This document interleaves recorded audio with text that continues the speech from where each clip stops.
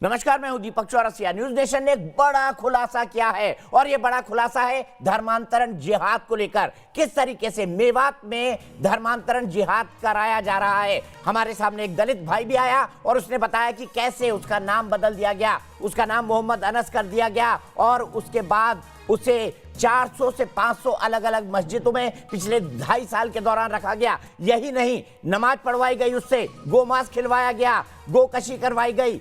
इसके बाद उसको हज के लिए ले गए। हज से आने के बाद उन्हें लगा जब ये बच्चा पक्का मुसलमान बन गया है शायद ये छोड़कर नहीं भागेगा। उसके बाद कोरोना के लॉकडाउन में थोड़ी सी ढील होती है और ये दलित भाई निकल कर वापस आता है और बाद में अपने खुद के रिलीजन हिंदू में कन्वर्ट हो जाता है। सवाल यह है कि धर्मांतरण जिहाद के पीछे कौन कौन लोग हैं। कई सारे एजेंट मेवात इलाके में काम करते हैं जो पैसों का लालच देकर, जमीन का लालच देकर, बड़ी बड़ी चीजों का लालच देकर धर्मांतरण जिहाद करा रहे हैं। ये एजेंट कौन है? हमारे इस आरोप लगाने वाले शख्स, हमारे इस दलित भाई का साफ साफ मानना है कि जिन लोगों ने धर्मांतरण कराया वो तबलीगी जमात से जुड़े हुए लोग हैं।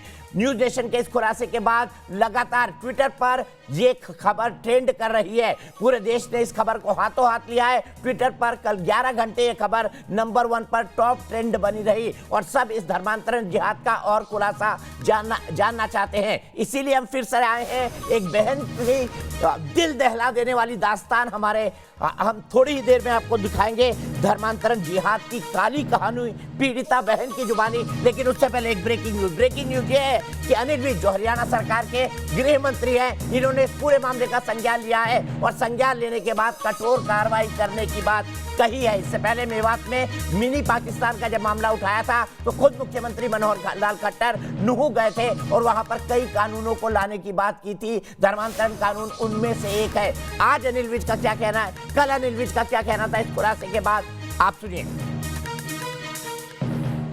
हम बहुत गंभीर हैं और इसके बारे में हम कानून लाएंगे।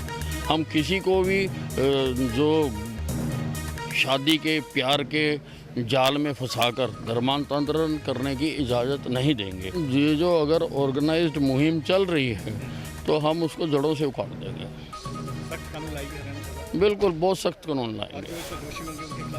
दोषी होंगे ऐसी सज़ा का प्रावधान करेंगे कि कोई ज़बरदस्ती लालच में, प्रताड़ना से, जहाँ और किसी प्रकार से लालच देकर, जहाँ शादी का झांसा देकर, प्यार के जाल में फंसाकर किसी का धर्मांतरण कराने की जरूरत ना करे। तो अनिल विज ने साफ साफ कह दिया है कि हरियाणा सरकार कड़ा कदम उठाएगी। इससे पहले मुख्यमंत्री मनोहर लाल खट्टर ने मेवात मिनी पाकिस्तान बन गया है। न्यूज नेशन के इस खुलासे के बाद मेवात में नूहू में जाके कहा था कि वो धर्मांतरण पर जल्दी विधानसभा के अंदर एक कानून लाएंगे। लेकिन इस मामले ने सबको हिला कर रख दिया है। संगठित तरीके से धर्मांतरण जिहाद ये बहुत बड़ा मामला है और ये पहला ऐसा मामला है जिसका खुलासा न्यूज नेशन ने किया है कि कैसे एक संगठित रैकेट काम कर रहा है धर्मांतरण जिहाद के लिए और जिसके तार तबलीगी जमात और उसके मुखिया मौलाना साद से मिलते हुए दिखाई दे रहे हैं। मेरे साथ कई सारे खास मेहमान हैं। अश्विनी उपाध्याय जो धर्मांतरण के मुद्दे पर एक पिटीशन लेकर दिल्ली हाईकोर्ट के अंदर लड़ रहे हैं, इसके कानूनी सेशंस पर उनसे बात करेंगे। मसूद हाशमी साहब हैं, लॉयर हैं, मुस्लिम एक्टिविस्ट हैं, उनसे भी हम बात करेंगे। स्वामी चक्रपाणी जी महाराज हिंदू महासभा से जुड़े हैं, उनसे भी बात करेंगे। लेकिन सबसे पहले मैं उस बहन के पास चलता हूं जिसने 2.5 साल तक इस अनंत पीड़ा को सहा है, इस असहनीय पीड़ा को सहा है। बहन जी, मैं आपसे नाम तो नहीं जानना चाहूंगा, आप मेरी बहन की तरह हैं। मैं आपसे सिर्फ इतना कहना चाहूंगा, नामों का उल्लेख ना करें, अपने नाम का कम से कम ना करें, क्योंकि हमारा प्रोटोकॉल ये कहता है हम किसी भी ऐसी पीड़िता की आइडेंटिटी डिस्क्लोज नहीं कर सकते। क्या हुआ था जब आपके परिवार के लोगों को उठा के ले गए? फिर तबलीग जमात वाले लोग आपके पास कब आए और आपको कहां से कहां ले गए? वो सर मेरे को मुसलमान बनाए थे उन्होंने ज़बरदस्ती। इधर से यहाँ से उधर की रिश्तेदारी थी, जानकारी होगी थी और वो लेके गए थे सर मेरे को इधर से। फिर उधर मेरे को कलमा वलमा फड़वाए थे सर, दीन में करवा दिए और बच्चों को मदरसा में डाले थे दिए और इन्हों को जमात में भेज दिए, जम्मू कश्मीर भेज दिए चिल्ला के लिए, हज उम्र करवाने के लिए भेजे थे सर। और सर मेरे साथ उन्होंने वो किया था, गंदे हरकत सब कुछ किया था मेरे साथ, 2-3 बार किए थे उन्होंने कपड़े भर के। एक बार मेरे सर उन्होंने किए थे, धमकी दे रहे मेरे को गोली से मार देंगे, तेरे को बताएगी तो अपने पति को। और दोबारा बोले थे भाई उसको बताएगी तो तेरे को भगा देंगे। फिर तीसरी बार बोले, उन्होंने मुँह में कपड़ा भरा था मेरे साथ में चिल्लाने के लिए, रात के समय कपड़ा भर दिए उन्होंने चिल्लाने के लिए। फिर मैं सर उनको बता नहीं पाई डर के मारे उनको। फिर अब बताई थी मेरे को सर। अब बच्चों को सर उन्होंने दूर रखते थे मदरसा में, एक बार भी नहीं। इन्हों को भारी भार रखते थे, मेरे पास कोई नहीं रहते थे सर। मेरे पास उन्होंने ज़बरदस्ती किए थे, 2-3 बार ऐसे बलात्कार किए थे मेरे साथ उन्होंने।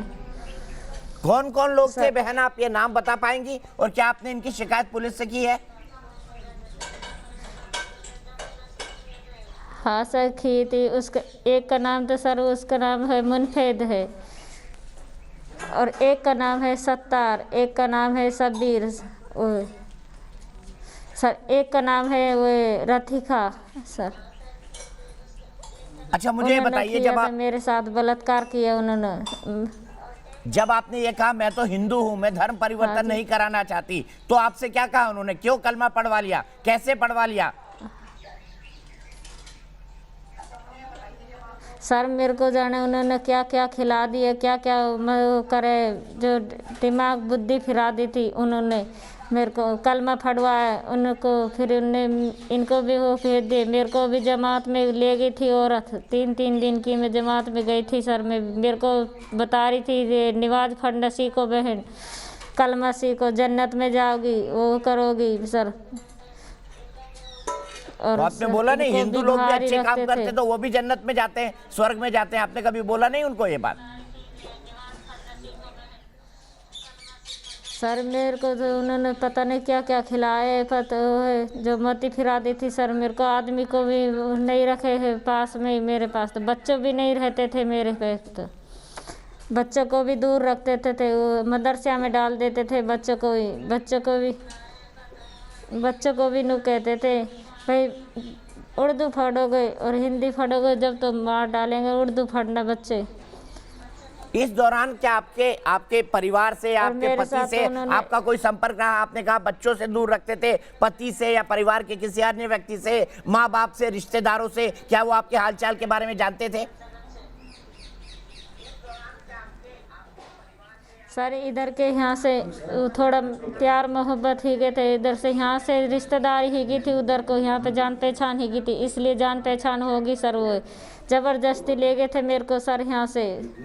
और फिर उन्होंने किया हिंदू धर्म में कुछ नहीं है, तुम मुसलमान उसमें जन्नत में जाओगे सर। उन्होंने कलमा फटवा दिए मेरे को, सब कुछ करवा दिए सर उन्होंने मेरे साथ। तो अब आपने वापस हिंदू धर्म में आना क्यों सीखा, क्यों उचित समझा? ये बताइए बहन, आपने अब हिंदू धर्म में आना क्यों उचित समझा?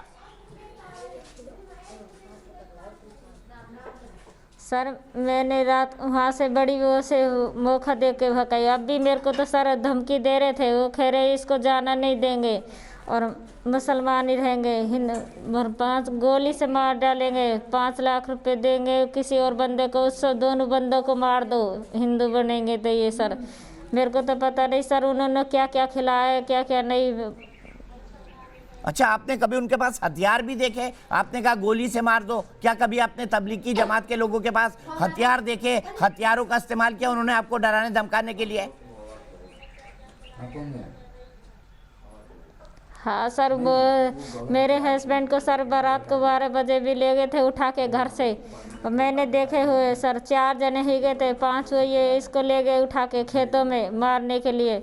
और जब इनको धमकी दे रहे, पैसा के मांग रहे थे, पैसा के लालच, भाई पैसा दे दे मेरे को। इन्होंने बोला भाई मेरे पास तो पैसे नहीं है, न पैसा देगा तो ठीक है, नहीं तो तेरे को जान से मार देंगे। जब सर मारवा रहा था इसको भी, जब उसको इनको लाई थी मैं सर वहाँ से, फिर रात को मैं उस दिन से इनको कह रही थी मैं सर चलो यहाँ से, वो नहीं है। अब वो तो कह रहे इधर से यहाँ से जाएंगे तो हम जाने नहीं देंगे, हिंदू बन जाएंगे। सर उस गांव में तो हिंदू भी एक बार भी घर नहीं है, सारे मुसलमान के हैगे थे।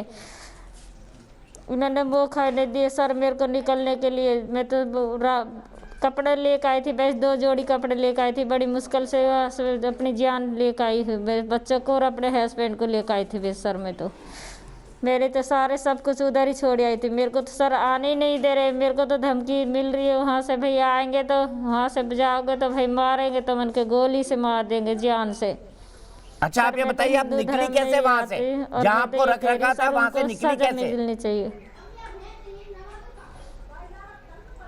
सर। मैं तो रात को आई थी, अपने बच्चों को कपड़ा 2 जोड़ी कपड़े लेकर आई थी, 1 जोड़ी कपड़े बस सर में तो। फिर उन लोगों ने, जिन लोगों ने आपको पकड़ रखा सर, था, मेरे साथ उनके हाथ से ऐसे कब वो निकली आप, कब अपने घर पहुंची? सर मैं तो रात को आई थी सर, 9-10 बजे आई थी वहाँ पे तो सर में तो। ठीक है, सबसे पहले मसूद भाई के पास चलता हूँ। मसूद भाई, अनगिनत बार बलात्कार, आप खुद वकील के कपड़े पहनकर बैठे हुए हैं, आपको शर्म आती है इस्लाम के नाम पर धर्मांतरण जिहाद करने वाले इन लोगों के प्रति?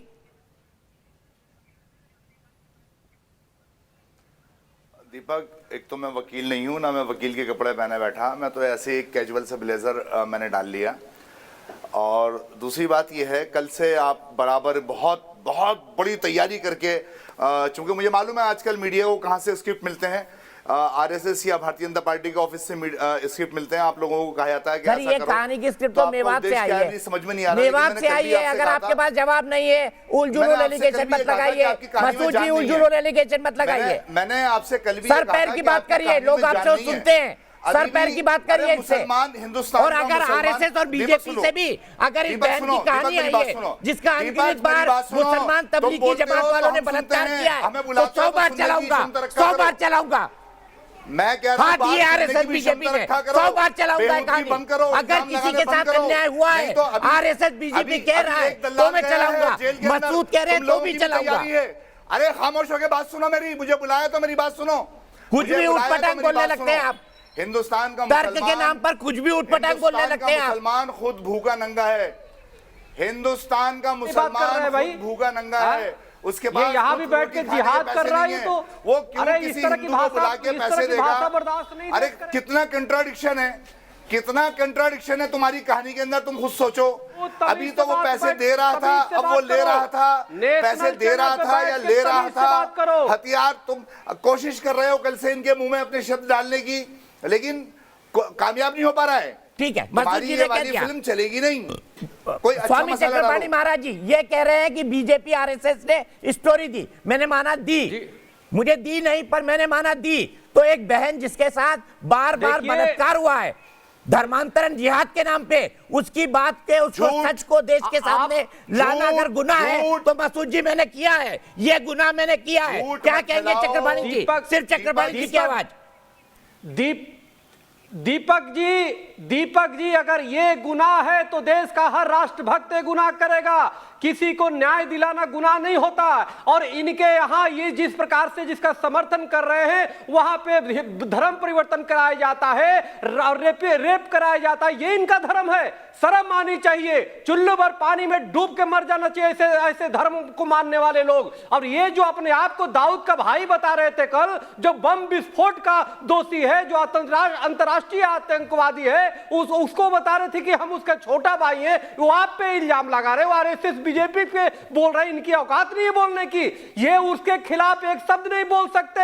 जो धर्मांतरण के नाम पे बलात्कार कर रहे हैं, जो धर्मांतरण के नाम पे हिंदुओं को जानबूझ के लव जिहाद में फंसा रहे हैं। आप देखो, एक महिला टीवी पे नेशनल चैनल पे बैठ के एक बहन, हम इस बहन को सैल्यूट करते हैं, उस भाई को भी सैल्यूट करते हैं जिन्होंने आकर के इन तबलीगी जमात जैसे आतंकियों की आकर के एक कमेंट राजू दास जी से लेते, मुझे ब्रेक पर जाना है। आचार्य जी आप बने रहिए हमारे पास, बने रहिए, हमको लार्जर इशू पर भी आना है। महंत राजू दास, क्या मसूद अजहर जिस तरह से इस बहन जो पीड़ित, अश्विनी भाई आ रहा हूं आपके पास, एक गंभीर सवाल के लिए आऊंगा, जिस तरीके से इस बहन के आरोपों को छुपाना चाहते हैं, ढकना चाहते हैं, भाई हम तो गरीब हैं, हमारे पास तो देने के लिए पैसे ही नहीं है। कल बोल रहे थे कि बच्चे तो भगवान की देन होते हैं, मौलाना साजिद रशीदी बोल रहे थे 5 नहीं हम तो 25 करेंगे। तब अश्विनी उपाध्याय ने सही बोला था, हम 2 हमारे 42, हमारे हाथ में AK-47।